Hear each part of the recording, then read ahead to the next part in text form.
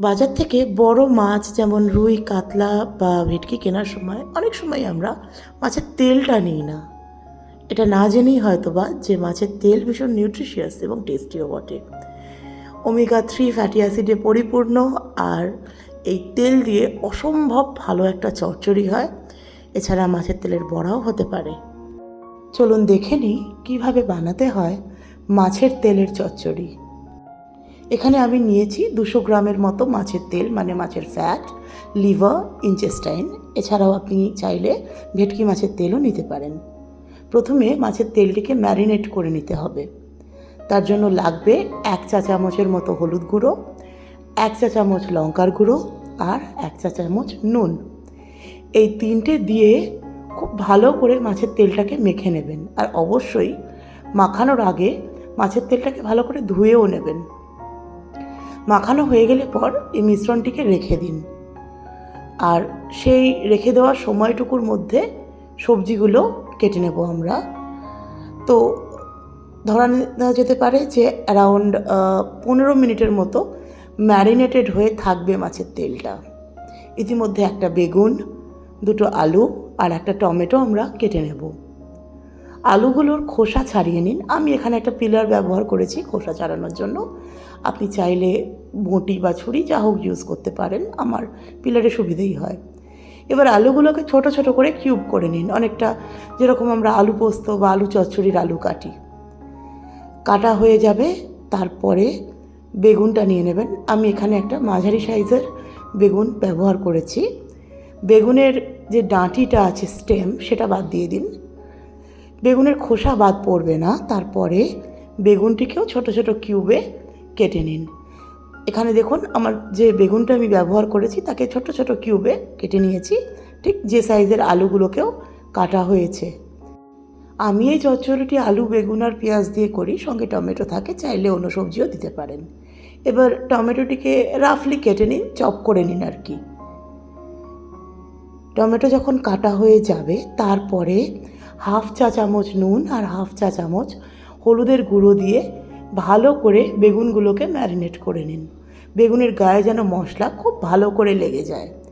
এরপর 2টো পেঁয়াজ নেবেন। আমি মাঝারি সাইজের পেঁয়াজ নিয়েছি। নিয়ে পেঁয়াজের খোসাগুলো ছাড়িয়ে দিন। যদি বড় পেঁয়াজ হয় তাহলে 2টোর বদলে একটা ব্যবহার করবেন, আর ছোট হলে 3টে নেবেন। পেঁয়াজের খোসা ছাড়ানো হয়ে গেলে এরপরে পেঁয়াজগুলোকে রাফলি চপ করে নিন। পেঁয়াজটা পাতলাও হবে না, আবার খুব মোটাও হবে না, একটা বেশ মাঝারি মাঝারি থাকবে। তাতে বেশ ভালো একটা টেক্সচার পাওয়া যায়। পেঁয়াজ কাটা হয়ে গেলে একটি কড়াইয়ের মধ্যে 4 টেবিল চামচের মতো সর্ষের তেল গরম করে নিন। চাইলে একটু কম তেলও ব্যবহার করতে পারেন। আমি যেহেতু তেল চচ্চড়ি তাই একটু বেশি তেলেই রান্নাটা করেছি। তেল গরম হয়ে গেলে বেগুনগুলোকে ভেজে নেবেন। বেগুনগুলো মোটামুটি আমি 2টো ব্যাচে ভাজি, আপনারা চাইলে একসঙ্গেও ভাজতে পারেন। একটা ব্যাচ বেগুন ভাজতে 2 মিনিট মতো সময় লাগবে। দেখবেন বেগুনগুলো বেশ লালচে লালচে করে ভাজা যখন হয়ে যাবে তখন বেগুনগুলোকে প্যান থেকে স্ট্রেন করে নিন। আর একটা ব্যাচ ভাজা হয়ে গেলে পরের ব্যাচটিও ভেজে নেবেন। বেগুন ভাজা হয়ে গেলে কড়াই যেটুকু তেল বেঁচে আছে তার মধ্যেই সব আলুগুলোকে দিয়ে দিন। আর আলুগুলোকে দিয়ে প্রায় 5 মিনিটের মতো ভাজবেন। মাঝে মাঝে কিন্তু নাড়তে হবে, নাহলে আলু পুড়ে যাওয়ার একটা চান্স থেকে যায়। আলু যখন বেশ ভাজা ভাজা হয়ে আসছে, হলুদ রঙ এসে যাবে, তখন তার মধ্যে যে ম্যারিনেটেড মাছের তেলটা রাখা হয়েছে সেটাকে দিয়ে দিন। মাছের তেলটি দেওয়ার পর এরপর ভালো করে মিশিয়ে নেবেন। আর ফ্লেম কিন্তু মিডিয়াম থাকবে। মাছের তেলের মধ্যে যেহেতু তেল কথাটাই ব্যবহার হচ্ছে, এর মধ্যে মাছের ফ্যাট থাকে বিশেষত। তো খানিকক্ষণ দেখবেন নাড়াচাড়ার পরে আস্তে আস্তে দেখবেন সাইড থেকে তেল বেরোচ্ছে। এই সময় পেঁয়াজ কাটাগুলো দিয়ে দিন। পেঁয়াজ দিয়ে ভালো করে মিশিয়ে নেবেন, মেশাতে থাকবেন। আর এক্ষেত্রে একটু নাড়ানোটা খুব দরকার। ভালো করে পেঁয়াজ মিশে গেলে অন্তত 2 মিনিটের মতো রান্না হবে। এই সময় দেখবেন প্রচুর তেল বেরোচ্ছে। এই মাছের তেলেরই যে তেলটা সেটা দেখবেন সাইড থেকে থেকে আস্তে আস্তে বেরোচ্ছে। এই সময় এসে টমেটোগুলো দিয়ে দিন। টমেটো দেওয়া হয়ে গেলে দিন 2টো কাঁচা লঙ্কা।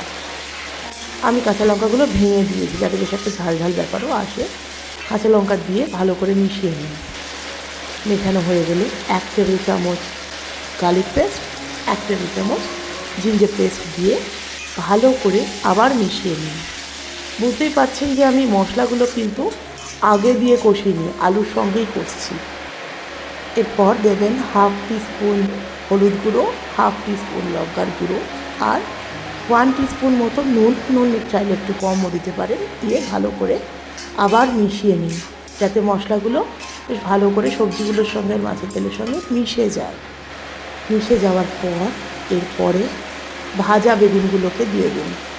বেগুনগুলো দেওয়ার পর হালকা হাতে ভালো করে মিশিয়ে নিন যাতে বেগুন ভেঙে না যায়। বেগুনগুলো কিন্তু বেশ নরম থাকবে, কাজেই হালকাই মেশাবেন। মিশে গেলে এবার একটা থালা চাপা দিয়ে 5 মিনিটের মতো একদম লো ফ্লেমে রান্না করুন। এতে জল দেওয়ার কোনো দরকার নেই।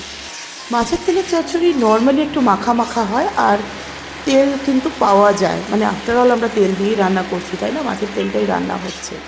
আর সর্ষের তেল চাইলে কম দিতে পারেন, কিন্তু কম দিলে যেটা হয় একটা আঁশটে গন্ধ থাকে, সেই জন্যই তেলটা বেশি দেওয়া। যখন রান্না হয়ে যাবে একবার চেক করে নেবেন আলুগুলো সেদ্ধ হয়েছে কিনা। যদি না হয় সেই ক্ষেত্রে খুব অল্প আরেকটু রান্না করবেন। মাছের তেলের চচ্চড়ি সার্ভ করুন মুগের ডাল আর গরম ভাতের সঙ্গে।